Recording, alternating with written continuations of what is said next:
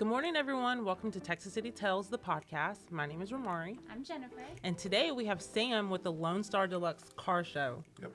Good morning. Good morning. How are you? Good. How are you? Good. So tell us about this amazing event that you bring back every year. Yep. So this year we're celebrating our 10th annual Lone Star Deluxe Hot Rod and Music Festival down on 6th Street. So how did it get started? Like, what made you want to create this event for Texas City? Honestly, when we first started, it was just an excuse to like drink a beer and look at old cars, you know, in front of the showboat, and it's something that we had a lot of fun. And then we noticed that people in the community were coming out, and so we just kept doing it. And next thing you know, we're 10 years in, and it's grown to be one of the largest car shows in the state. So it's pretty impressive. Yeah, it's amazing. So, full disclosure, we grew up together. We did. And I know that music is a big part of who you are. So, is music part of this event too? It is. I don't play anymore, but we've been able to bring in bands from actually all over the world now. This year we've had the Bell Furies. They're from Ohio. They're coming down, so we have national touring acts. We'll have 5 bands throughout the day, along with a DJ, and then we do a chili pepper eating contest, and we have craft vendors and food vendors down there, a lot of food trucks. So it's grown to be pretty big. We actually get 5 blocks now. Wow. For on 6th Street or whatnot.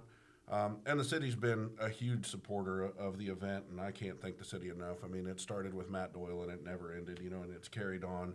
And it's just, we couldn't do it without the city. We couldn't do it without our sponsors. So it's become really cool. And, my biggest goal throughout this whole thing was to keep it free to the public, so that any family could go down there and just enjoy a day on us. Mm. So what is your favorite car? Ooh. Well, it used to be mine, and then I got rid of mine. Okay. We have all different kinds of hot rods, and we have some customs down there and street rods down there. So it's hard to pick out a favorite. I think some of the neatest ones where we had a Hudson that was down there. We've had a 1919 Harley Davidson, that came down. So you have a lot of really impressive cars that men and women, build, and you get to see them. And I'm into old cars, so it's cool when you start seeing shows from around the country, and then you start seeing those same cars show up here in Texas City, right? So we've had some guys come from out of state, and they come in, and so it's neat to be that big now, where we're getting folks from out of the state. About how many participants have you guys grown to host? So last year we had about 320 cars, 323 I believe, and we had about 4,000 or 5,000 people go down. Wow.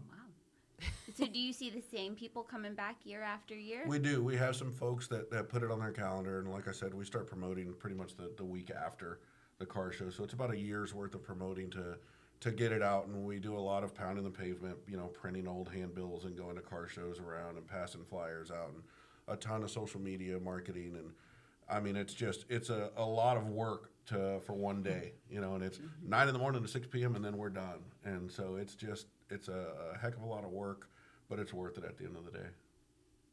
So why do you do it on 6th Street? We just thought it looked cool. I mean, the showboat is such a neat little venue, and then they've done such a good job fixing the street up and making it look historical. And a lot of the car shows, they're really cool, but they just don't have anything neat to look at, And so you see car shows that are at a big expo or at a big parking lot, and there's really nothing else to look at, other than that. When we've got the showboat, and on either side of the showboat where our vendors are, and then across the streets where the stage is, and then the local businesses down there, get to open up and make a little bit of extra money with all that influx of people that are down there. So it's good for the businesses, and it's good for the community. Absolutely.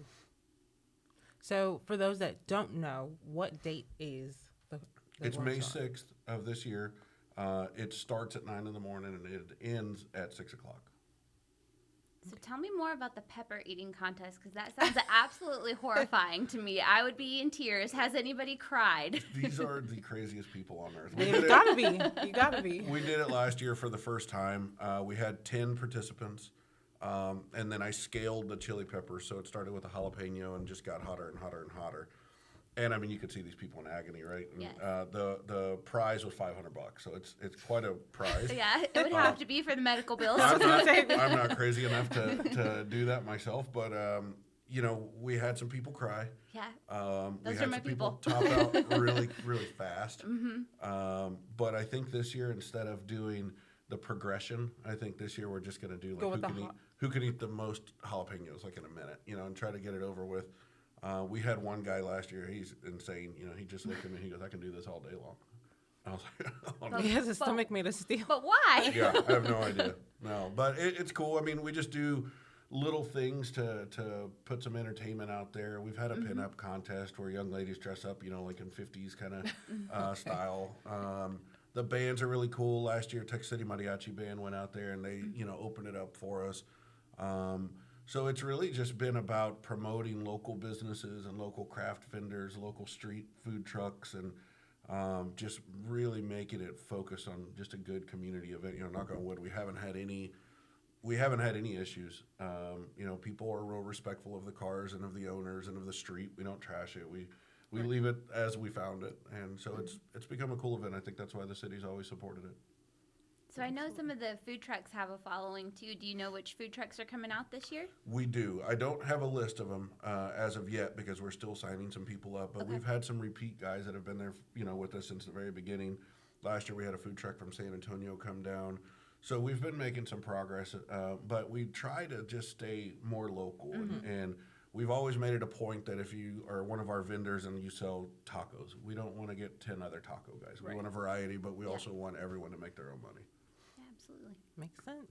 And once again, this event is free. It is free. Except you got to buy your own food. Yes. But it's free. There's alcohol down there for sale. There's beer. Santana's is going to be doing our beer this year, so they just opened up last year. And they've been pretty good. They'll do our beer for us. And then there's all different kinds of craft vendors out there. There's some pinstripers out there. There's a lot of food vendors out there. So I don't know what a pinstriper is. it's just an old form of art that's still being utilized today. Yeah. Cool beans. Yeah. Well, I've gone to this event a couple years in a row, and it's always a lot of fun. My son loves it because he loves cars. Yep. That's one of the first things that he learned was like make and models of all sorts of cars, domestic and foreign. Yep. There used to be, or there might still be, a Batmobile kind of a one. Yes. Yeah, that was his favorite for the longest. Oh yeah, that would be my son's. So favorite, hopefully too. that one will be here this year. Yeah. I mean, the city brought down the old fire truck one time. So, I mean, it's just been a wide array of cars and trucks and motorcycles that are coming to this event. You'll see everything out there. And the weather is always great. Ooh, don't jinx me. Don't jinx me. He Yeah, special orders that every year. that's the one thing that is not guaranteed is the weather. So, hopefully it's a pretty day and people get out there and enjoy themselves and we just throw another good event. So what interested you in cars? Like, I where mean, did I this always come thought from? they were cool. I mean, way back, when we were in school, I always wanted one, and then finally I got one. The event, just 100% honest, it's a lot of work, and I question myself why we continue to do it all the time because I've got a full-time career and everybody else works and, just planning this thing. But when you see people smiling and you see these kids really into it, there's nothing else like it around here. And so it's just a cool thing to give back to the community, and I'm really happy to do that event, for our community. So it's become a lot of fun. I still like the old cars, so yeah. I just want to say I loved every part of that answer except for you said way back when we were in school. So I take issue with that. Way back for me. Yeah. Seems like yesterday, but Pretty sure we graduated together, but everything else was perfect. Yeah. Love that. Well, you guys look like you graduated in 2010, so it's fine. And that's It's why I fine. love you. It's all good. Well, thank you again for Yeah, no coming. problem. Thank We know y'all. that you're super busy as we get closer and closer to May 6th, so we appreciate you taking out the time to come speak with us. Of course, thank you. Thank you to the City of Texas City for sponsoring this podcast. Thank you to Sam, who is hosting the Lone Star Deluxe Hot Rod and Music Festival.